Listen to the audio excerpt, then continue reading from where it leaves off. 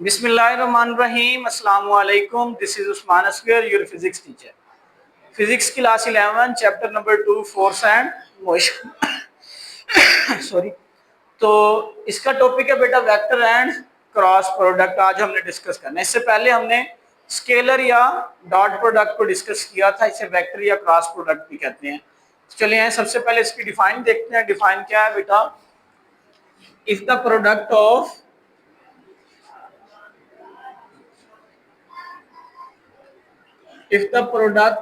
To vector, अगर हम दो वेक्टर का बेटा प्रोडक्ट लेते हैं, if the product of two vector is a vector quantity.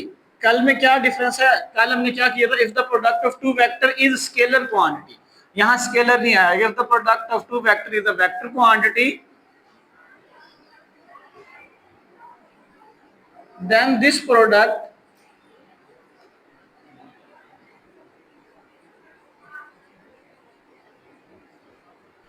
is known as vector product या क्रॉस प्रोडक्ट।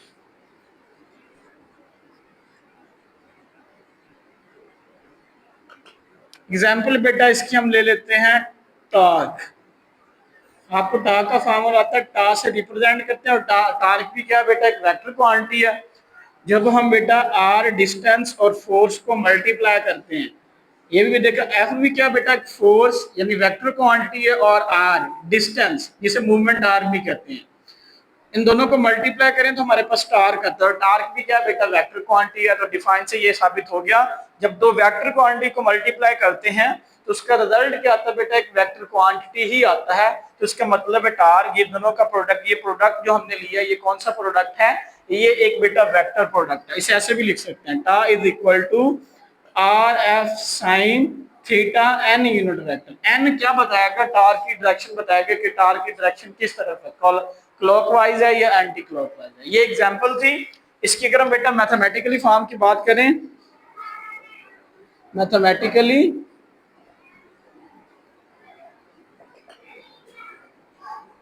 तो आपने याद रखना, कल हमने ए डॉट बी लिया था, आज हम लेंगे ए क्रॉस बी। वो क्या होगा? A B sine theta N unit vector. ठीक है, ये मैथमेटिकली फॉर्म है।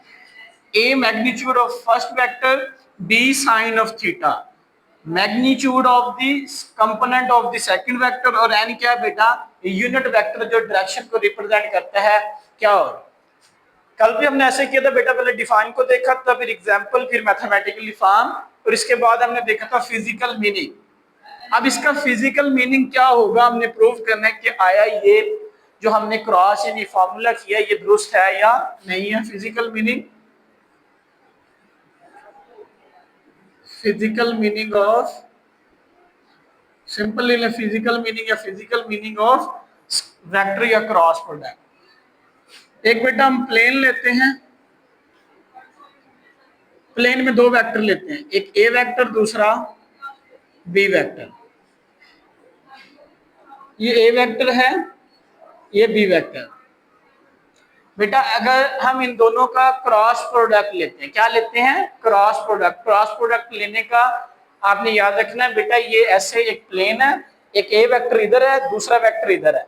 ठीक है, ये मैंने तो 2D बनाया, 3D में ऐसे होगा। प्लेन होगा, प्लेन में दो वेक्टर ऐसे हैं। ठीक है, प्लेन नीचे और ये दो वेक्टर, ए वेक्टर और दूसरा ये बी वेक्टर। अगर हमने इनका बेटा क्रॉस प्रोडक्ट लेना है तो कैसे लेंगे? आपने क्या करना? अपनी फिंगर को कर्ल करना ए से बी की तरफ। जब अपनी फिंगर को ए से बी की तरफ करेंगे और आपका थंब बताएगा इनका रिजल्टेंट वेक्टर। थंब आपका क्या बताएगा? इनके रिजल्टेंट वेक्टर को बताएगा। ये इनका रिजल्टेंट वेक्टर, सॉरी इसमें ये इनका क्या है बेटा? Resultant vector A B. A B cross किसकी इक्वल होता है? A B sine of theta और n unit vector. N unit vector क्या बताता है? डायरेक्शन इसकी अपवर्ड। ठीक है, तो इसको क्या लिखेंगे? A B, A cross B किसके इक्वल है बेटा? A B sine theta N unit vector. अगर हम और बात करें, अगर हम बी क्रॉस ए लेते हैं तब क्या आएगा? ये बेटा प्लेन है, ये बी वेक्टर है और ये ए वेक्टर है। ठीक है, चलें हम ले लें ये वेक्टर, वही डायग्राम यूज करते हैं। ये वेक्टर है, ये बी वेक्टर है। अगर हम लेते हैं बेटा बी क्रॉस ए, तब क्या होगा, मैंने बताया था पहले लिया था ए क्रॉस बी, तो ए से बी की तरफ फिंगर हमने राइट हैंड की कर्ल की थी।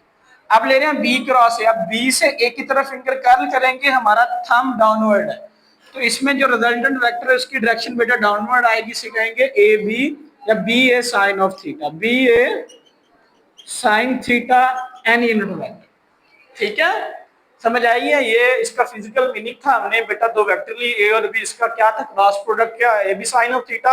अगर हम बी ए लेते हैं, मैंने कहा प्रोडक्ट लेने का मतलब है क्रॉस प्रोडक्ट, अपनी फिंगर को जिससे बी क्रॉस है तो बी से कर्ल करेंगे एक ही तरफ, थंब आपका बताएगा रिजल्टेंट वेक्टर की डायरेक्शन। ठीक है, चलिए आगे हम इसकी कैरेक्टरिस्टिक को डिस्कस करते हैं। जैसे हमने बेटा स्केलर की कैरेक्टरिस्टिक को देखा था,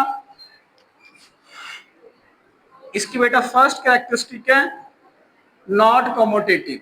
क्या है? Not commutative. नॉट कमोटेटिव का मतलब है A cross B does not equal to B cross A. कल हमने बेटा डॉट प्रोडक्ट में देखा था ए डॉट बी इक्वल आ गया था बी डॉट ए की, हमें फिजिकल मीनिंग से उस बात को प्रूव भी कर लिया था। अब फिजिकल मीनिंग क्या है, ए क्रॉस बी आया A B sine of theta की, और B cross A B A sine of theta की। क्या ये आंसर और ये आंसर सेम है? नहीं, बिल्कुल नहीं है, क्योंकि इनमें डायरेक्शन इन्वॉल्व है। अगर हम डायरेक्शन करते हैं, अगर इसकी डायरेक्शन हम उलट करते हैं, तो इधर अगर हम बी ए की जगह ए बी यूज करेंगे तो साथ माइनस आएगा। माइनस क्यों आएगा? ये देखिए ए बी की अपवर्ड डायरेक्शन है तो माइनस शो कर रहा है, इसकी डाउनवर्ड डायरेक्शन।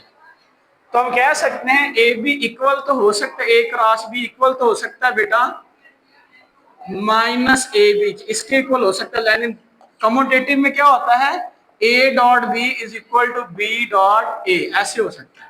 ठीक है, लेकिन ये कमोटेटिव बेटा हरगिज नहीं है, क्योंकि इनमें डायरेक्शन इन्वॉल्व है। कौन सी डायरेक्शन है बेटा? डाउनवर्ड डायरेक्शन है। तो हम कह सकते हैं A cross B is equal to minus A cross B, ये हम नहीं हरगिज कह सकते A cross B is equal to B cross, ऐसा नहीं होगा, कमोटेटिव है। आप देखेंगे बेटा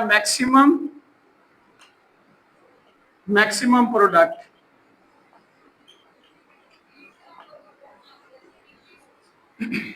मैक्सिमम प्रोडक्ट क्या होगा, A B, A cross B किसके इक्वल होता है बेटा, ए बी साइन थीटा की। साइन मैक्सिमम कब होता है? जब एंगल 90 का होता है। साइन 90 मैक्सिमम होता है, साइन 0 मैक्सिमम नहीं होता। ये जो बेटा वेक्टर है इनके दरमियान एंगल 90 है। कितना है बेटा? एंगल 90 है। तीनों एक दूसरे के म्यूचुअली परपेंडिकुलर है। क्या है बेटा? तीनों एक दूसरे के म्यूचुअली परपेंडिकुलर है। तीनों का एंगल 90, इसका इसके साथ 90, इसका इसके साथ 90, इसका इसके साथ एंगल 90, हर एक का एंगल 90 है। अगर दो वेक्टर के दरमियान एंगल 90 होगा तब क्या होगा बेटा? मैक्सिमम होगा। 90 मीन एक ये वेक्टर है, ए वेक्टर, दूसरा बी वेक्टर, तब क्या होगा बेटा? A cross B, A B sine अगर बेटा 90 हुआ यानी एंगल 90 हुआ तब आंसर मैक्सिमम आएगा। इसका मतलब है साइन 90 क्या होता है? 1, तो आंसर आ गया ए बी। अब मैक्सिमम है तो मिनिमम कब होगा? मिनिमम प्रोडक्ट जब दोनों क्या होंगे बेटा? पैरेलल होंगे। जब angle theta is equal to क्या होगा? 0 डिग्री होगा, तब आंसर क्या आएगा बेटा? हमारे पास प्रोडक्ट क्या आएगा? मिनिमम या 0 आएगा। तो देख लेते हैं बेटा, A cross B is equal to A B sine theta. A B अगर हम एंगल बेटा 0 पुट करते हैं तो साइन 0 0 होता है, तो ये आंसर क्या आ जाएगा बेटा? 0 आ जाएगा। तो हम कह सकते हैं A cross B is equal to 0 या नल वेक्टर। ठीक है, अगर हम ए क्रॉस बी इनके दरमियान एंगल 0 होगा तो इनका कोई रिजल्टेंट वेक्टर नहीं आएगा। ठीक है, तो तीन प्रॉपर्टी आगे हम डिस्कस करते हैं। नॉट कमोटेटिव भी हो गया, इसके बाद मैक्सिमम हो गया, इसके बाद मिनिमम प्रोडक्ट हो गया। आगे हम देखते हैं बेटा, याद रखना है बेटा, अगर आपने एक डायग्राम पढ़ी होगी पैरेललोग्राम, क्या पढ़ी होगी बेटा? पैरेललोग्राम। वो कैसी डायग्राम होती है? वो बिल्कुल ऐसे डायग्राम होती है। इसका एरिया, इस पैरेललोग्राम का एरिया इस क्रॉस प्रोडक्ट के इक्वल होता है। Area of parallelogram. तीसरी या चौथी क्या प्रॉपर्टी है? एरिया ऑफ, ये मैंने पैरेलल का sine parallelogram is equal to किसके इक्वल होता है, A cross B sine theta के इक्वल होता है। ठीक है, याद रखना एरिया ऑफ पैरेललोग्राम किसके इक्वल होता है, प्रोडक्ट ऑफ टू वेक्टर। कौन से, A cross B, sorry A B, A cross B simple भी लिख सकते हैं ए क्रॉस बी, या ये भी लिख सकते हैं ए बी साइन थीटा भी लिख सकते हैं। ठीक है बेटा, कैसे होता है इसके बारे में थोड़ा देख लेते हैं। ये एक पैरेललोग्राम है, एरिया फाइंड करने के लिए हम लेंथ को विड्थ के साथ मल्टीप्लाई करते हैं। अब ये ए वेक्टर ले लें और ये क्या ले लें बेटा, बी वेक्टर ले लें। विड्थ इसकी क्या लेंगे, ये तो तिरछी विड्थ हम क्या करेंगे, यहाँ से परपेंडिकुलर गिराएंगे।